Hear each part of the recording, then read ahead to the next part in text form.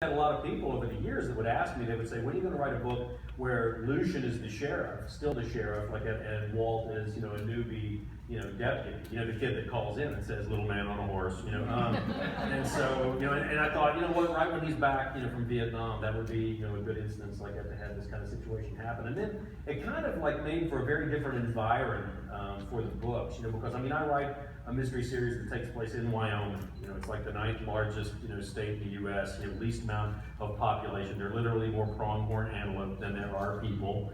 And so, for me, it was an opportunity to have a completely kind of environment in the sense that it was more compacted. It was more compressed. If you've ever been in, one of those trains like that, if you're of a certain size, it's a little bit more difficult. The passageways, it's almost like a submarine to many extents. Like the cabins are very small, and in the books, Walt is like 6'5" and weighs about 255, 260 pounds. He was an offensive lineman for USC, he was a Marine investigator, he was a big, big guy.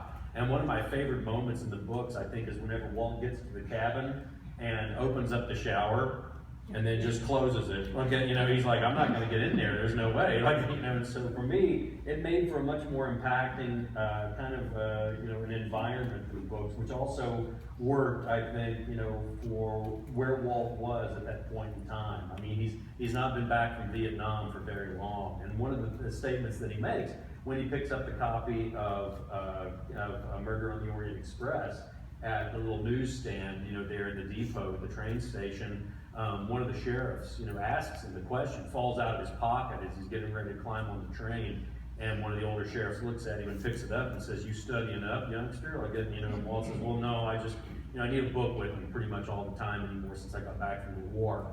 And he looks at the book and he looks at Walt and he says, "Well, she pretty much had it figured out, didn't she?" And Walt goes, "What do you mean?" Like that? He goes, "Well, there's only so many permutations to it. He did it, she did it, they all did it, nobody did it." He looks at Walt and he says, "Have you read that book?" And Walt says, "No, I haven't." And he goes, "We'll talk when you're done." It's so beautiful because at the end of your book,